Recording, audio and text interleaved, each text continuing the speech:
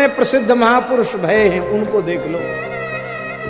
हमारे मन में बड़ी जिज्ञासा थी कि स्वामी विवेकानंद का प्रामाणिक चरित्र हम पढ़ें, तो पढ़ने का समय तो नहीं मिला, पर सुनने का समय मिला।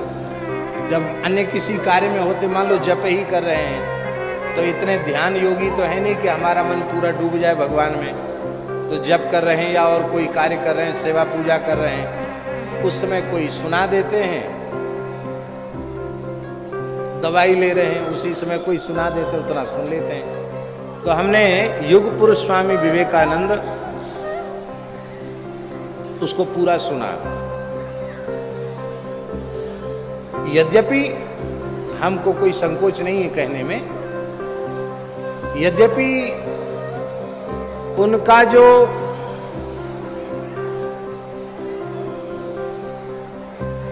चरित्र है, या हम साधुसाई भाषा में कहें तो उनकी जो रहनी है, वो हम लोगों के लिए आदर्श नहीं है, न खान पान और न वेशभूषा में, और सभी विचारों में भी हमारी उनकी संगति नहीं है। लेकिन फिर भी उस काल में बहुत पीड़ा सहकर, कष्ट सहकर जो हिंदू सनातन धर्म के लिए उन्होंने कार्य किया है, वो पूरा प्रकरण ठाकुर जी प्रामाणिक रूप से पढ़ो तो कितना कष्ट सहा उस महापुरुष ने, कितना बड़ा त्याग और कितनी बड़ी तपस्या, कितना बड़ा बलिदान उनका है, उसको पढ़कर सुनकर रोना आ जाता है। और ऐसी स्थिति में जहां कोई व्यक्ति उनका अपना नहीं था, ईसाई मिशनरियों के लोगों ने यही निश्चय किया कि इसको समाप्त ही कर दो, नहीं तो ये ईसाई मिशनरियों के लिए खतरा बन जाएगा। और उस समय क्या किया, विवेकानंद जी के चाय के प्याले में हालाहल विष मिला दिया गया, और ईसाई मिशनरियों का षड्यंत्र था। उनको पिलाने के लिए दिया गया प्याला, और वो पीना ही चाहते थे। तो उनका नियम था, कोई भी वस्तु सामने आती गुरुजी का स्मरण करके ही ग्रहण करते थे। जैसे ही उन्होंने गुरु रामकृष्ण परमहंस का स्मरण किया, उन्हें एक प्रतीति हुई कि स्वामी रामकृष्ण परमहंस देव सामने खड़े हैं, और उनका बेटा, इस चाय को तुम मत पियो।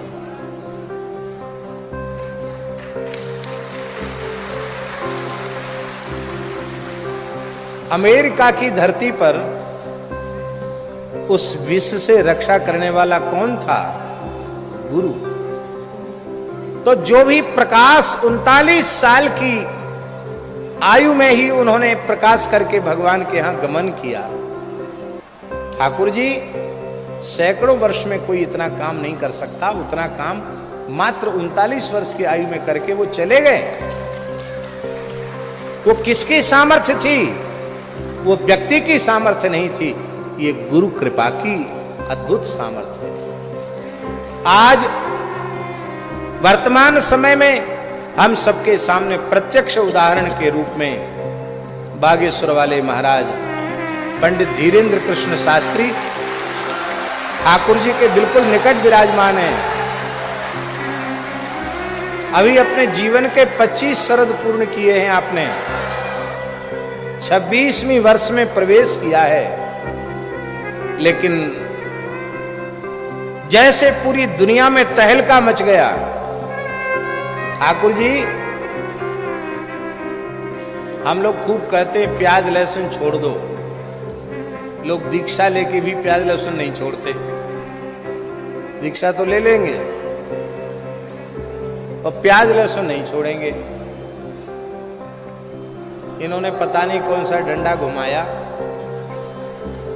यहां होटलों पे लिखा हुआ है कि मांगने पर भी प्याज लहसुन यहां नहीं मिलेगा, इसलिए कृपया मांगकर शर्मिंदा न करें। यहां होटलों पे लिखा हुआ है। लाखों लोगों का मद्य मांस छूट गया, उनके व्यसन छूट गए, प्याज लहसुन तक छूट गया, और वो सीताराम सीताराम जपने लग गए। हनुमान चालीसा के 5-5 पाठ रोज करने लग गए। ये कितनी बड़ी जागृति सनातन धर्म की हुई। ये भी इनकी ताकत नहीं है, ना हम इनकी प्रशंसा कर रहे हैं। इनको समर्थ सिद्ध संत श्री सन्यासी बाबा ने अपनी कृपा का भाजन समझा। आपके समर्थ दादाजी ने आपको अपनी कृपा का पात्र समझा और श्री बालाजी ने, बागेश्वर महादेव जी ने आपको अपनी कृपा का पात्र समझा। और प्रकाशिते क्वापि पात्रे, किसी पात्र में कृपा प्रकाशित होती है तो आज उस प्रकाश का लाभ मिल रहा है। ठाकुर जी कल यहाँ 12 लाख लोग उपस्थित थे, ये सरकारी रिपोर्ट है। 12 लाख जहां हम बैठे हैं, आज तो पता नहीं जगत गुरु जी ने क्या जादू कर दिया, नहीं तो हम तो खांसते खांसते परेशान रहते हैं। इनके बगल में बैठने से हमारी खांसी रुक गई। कल तो इतनी खांसी आ रही थी क्योंकि धूल यहां तक आ रही थी। हम लोग बड़े भाग्यशाली हैं। हम तो संतों से एक ही प्रार्थना करते हैं कि हमारे वर्तमान बागेश्वर महाराज को आप सब ऐसा आशीर्वाद दें, इनको काहू बुरी नजर वारे की नजर न लगे।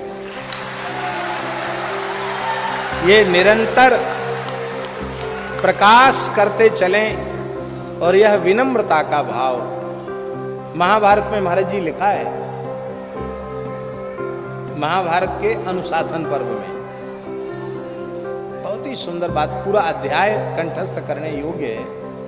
उसमें भीष्म और युधिष्ठिर के संवाद में लिखा है कि जो व्यक्ति अपनी सेवा से, आज्ञा पालन से अपनी जन्मदात्री माता को प्रसन्न कर लेता है, उस व्यक्ति को धरती के संपूर्ण सुख प्राप्त हो जाते हैं।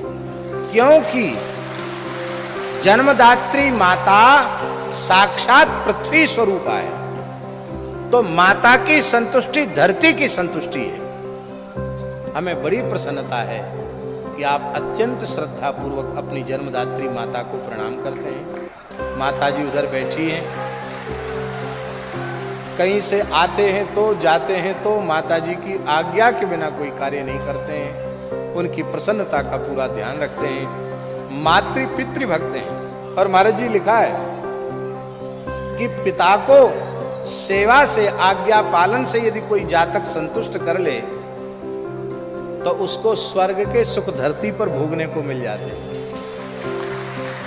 क्योंकि पिता स्वर्ग है। और उसी प्रकरण में भीष्म जी कहते हैं, जो अपनी सेवा से और आज्ञा पालन से गुरु को प्रसन्न कर लेता है, वत्स युधिष्ठिर, वह जीव तो ब्रह्मलोक का भी अतिक्रमण कर जाता है। ब्रह्मलोक के अतिक्रमण की बात है, मानो वो प्रकृति मंडल से ऊपर त्रिपाद विभूति भगवान के नित्य साकेत गोलोक वैकुंठ, वो जिस स्वरूप को प्राप्त करना चाहे उस स्वरूप को वह प्राप्त कर लेता है।